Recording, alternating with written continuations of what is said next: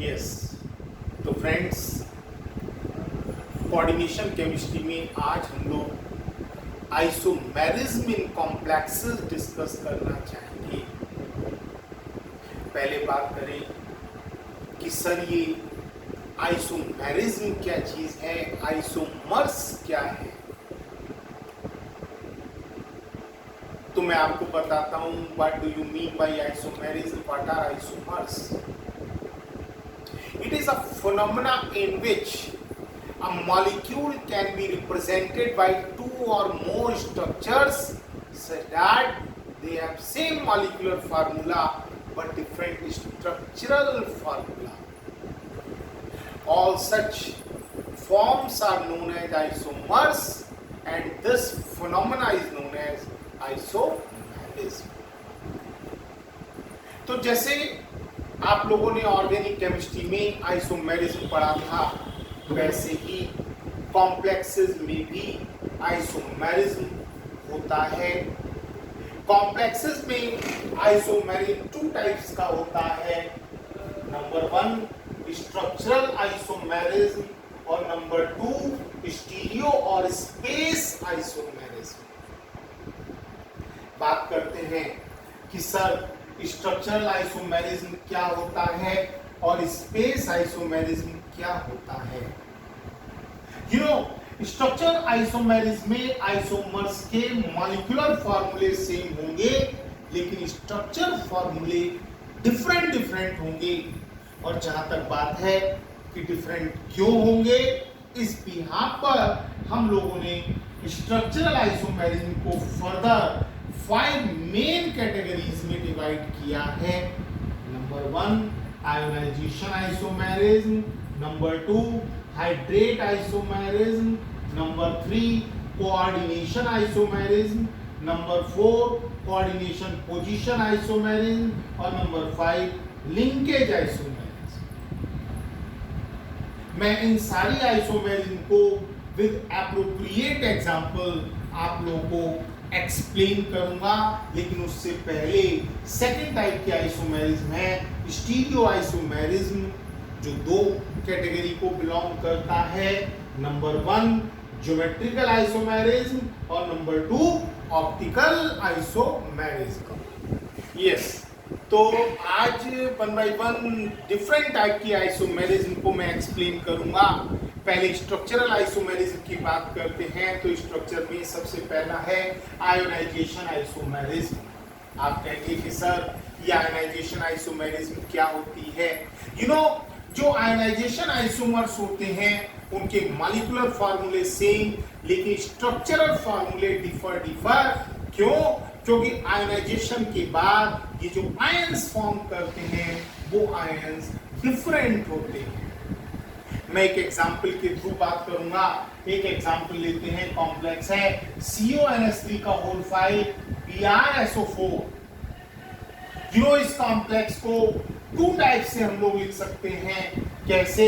CONS3 whole 5 Br square bracket के अंदर और सल्फेट स्क्वायर ब्रैकेट के बाहर।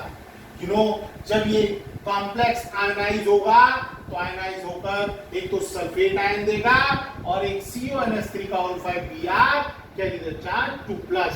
एक कैटेगरी ये हो गई।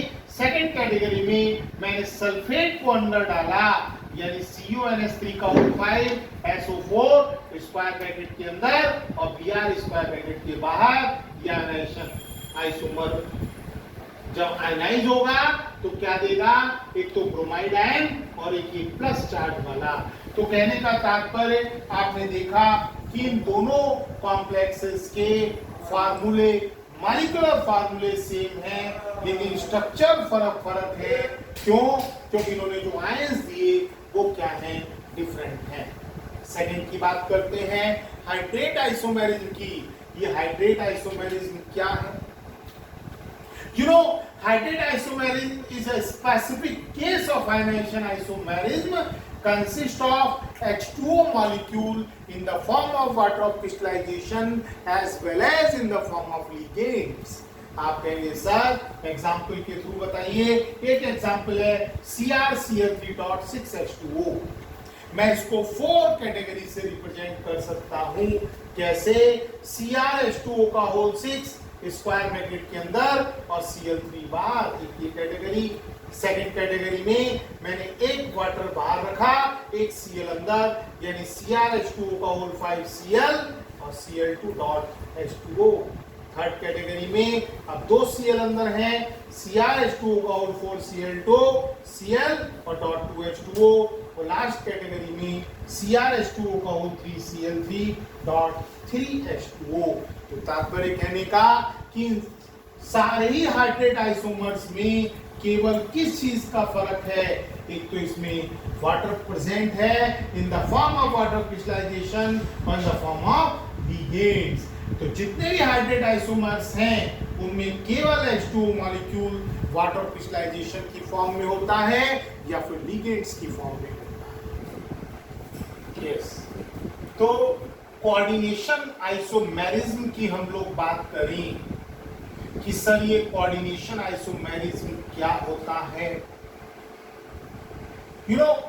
कोऑर्डिनेशन आइसोमेरिज्म में आइसोमर्स के मॉलिक्यूलर फॉर्मूले सेम होते हैं, लेकिन मेटल और लिगेंड के बीच कोऑर्डिनेशन डिफर होती है, जिसकी वजह से ये आइसोमेरिज्म शो की जाती है। फॉर एग्जाम्पल, हाँ, एक चीज और ध्यान रखिएगा, ये आइसोमेरिज्म केवल वही कॉम्प्लेक्स से शो करेंगे जिसमें कैटायनिक पार्ट और एनायनिक पार्ट दोनों कॉम्प्लेक्स होते हैं। डबल स्क्वायर ब्रैकेट वाले कॉम्प्लेक्सेस ये आइसोमेरिज्म शो करते हैं। फॉर एग्जांपल CONH3 का होल 6 CrCN6 एंड CrNH3 का होल 6 COCN6। कहने का तात्पर्य इन दोनों कोऑर्डिनेशन आइसोमर्स में आपने क्या डिफरेंट देखा? यहाँ पर कोबाल्ट और अमोनिया के बीच में लिंकेज है, कोऑर्डिनेशन है, लेकिन यहाँ पर क्रोमियम और अमोनिया के बीच में कोऑर्डिनेशन है। सिमिलरली यहाँ क्रोमियम और Cn के बीच कोऑर्डिनेशन है, जबकि यहाँ पर कोबाल्ट और Cn के बीच कोऑर्डिनेशन है। तात्पर्य कहने का, डबल स्क्वायर ब्रैकेट वाले कॉम्प्लेक्सेस कोऑर्डिनेशन आइसोमर शो करते हैं। और आपको दूसरा आइसोमर कैसे लिखना है? सिंपल, खाली मेटल का एक्सचेंज करा देना है।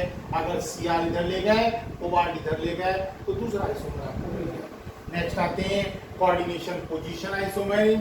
कोऑर्डिनेशन पोजीशन आइसोमेरिज्म में मॉडर्न से bridging complexes coordination position isomerism show करते हैं। आइसोमर्स के मॉलिक्यूलर फॉर्मूले सेम होते हैं, लेकिन स्ट्रक्चर फॉर्मूले फर्क होते हैं। क्यों? क्योंकि जो लिगेंड्स दो सेंट्रल मेटल आयन के बीच हैं, उनकी पोजीशन फर्क है।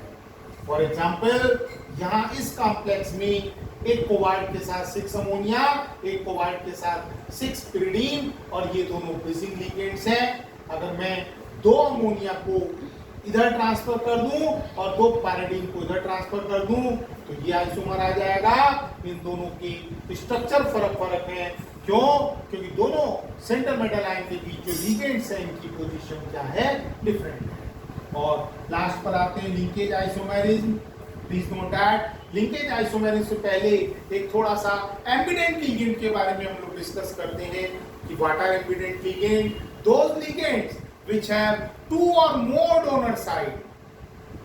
कुछ लिगेंड ऐसे होते हैं जिनके पास 2 या 2 से ज्यादा डोनर साइट होती हैं, वो एम्बिडेंट लिगेंड कहलाते हैं। जैसे ONO और NO2। NO2 में नाइट्रोजन अपना लोन पेयर कोऑर्डिनेट करा रहा है, ONO में O करा रहा है, HCl में सल्फर करा रहा है, NCS में नाइट्रोजन करा रहा है, Cl में C करा रहा है, NC में नाइट्रोजन करा रहा है। तो मॉडल से लिंकेज आइसोमेरिज्म कौन शो करता है? पहली बात, those isomers which consist of ambident ligands respond to linkage isomerism। Definition क्या होगी? In linkage isomerism, molecular formula remains same but structure formula are differ due to difference of linkage between central metal ion and ligand। एक example बताता हूं। Cobalt 3 ammonia 3 HCN, अगर इस HCN को replace करके NCS कर दूं, तो यहाँ पर सल्फर अपना लोन पेयर कोऑर्डिनेट करा रहा है, और यहाँ नाइट्रोजन करा रहा है। सिमिलरली सेकंड एग्जांपल में यहाँ पर नाइट्रोजन लोन पेयर कोऑर्डिनेट करा रहा है, यहाँ पर ऑक्सीजन करा रहा है। That's why these are the best example of linkage iso